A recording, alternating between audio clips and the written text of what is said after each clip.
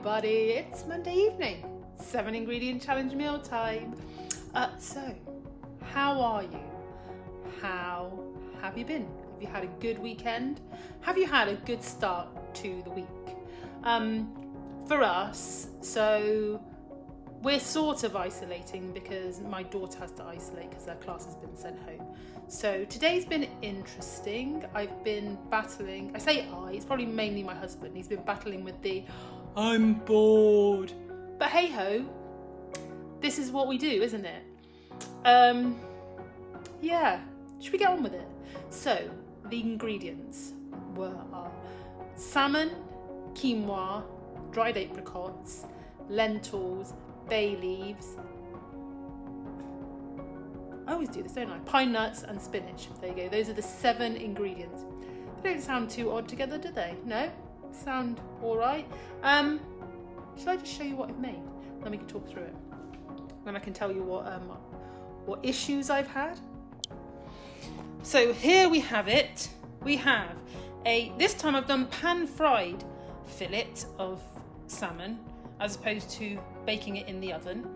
And that is sat on a bay leaf infused green lentils, which are sat on quinoa with apricots, spinach, a bit of salt and pepper, and then the lovely green dollops is like a pesto, which I've made simply using spinach, pine nuts, and then salt, lemon, and olive oil and pepper.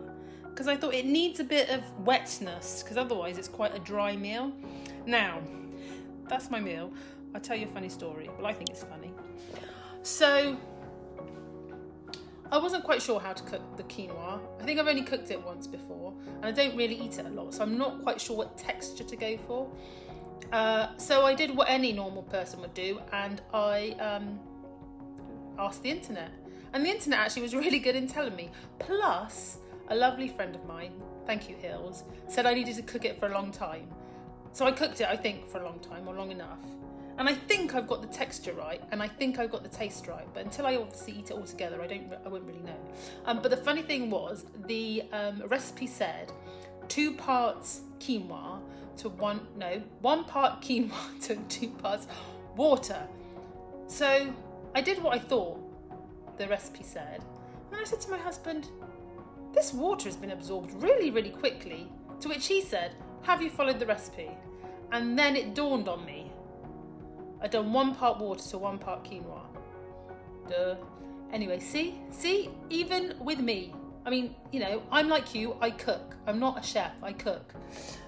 So I'm hoping this goes down well. I've tasted it as I've gone along. So to me, the individual parts taste good. It's just whether it all goes together.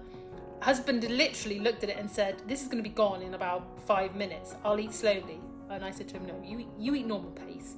So even if it's tasty, it might not be enough for it to be filling for him. As far as substitutes, if you don't like fish or if you don't like salmon, again, and I know I keep on saying the same thing, but a nice white fish with flavour. So, and when I say flavour, I mean, don't bother with a cod, because cod hasn't really got flavour unless you add something to it.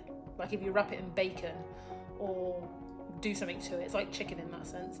So, you know, a nice tasty monkfish or hake. Hake would go really nicely. And then if you're not a fish lover and you like meat, I'm going to say my old favourite, chicken thighs. Roast them or pan fry them. They'd be delicious. Or a nice pork chop. Ooh, nice pork chop.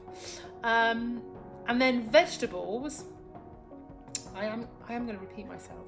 You could either pan fry or oven roast some really nice textured filling veg like aubergines, courgettes, or bell peppers, because they would go nicely with this as well.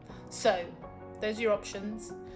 That's everything I've got to say. I'll be back later to tell you whether we had sandwiches or if it was yummy scrummy. See you later.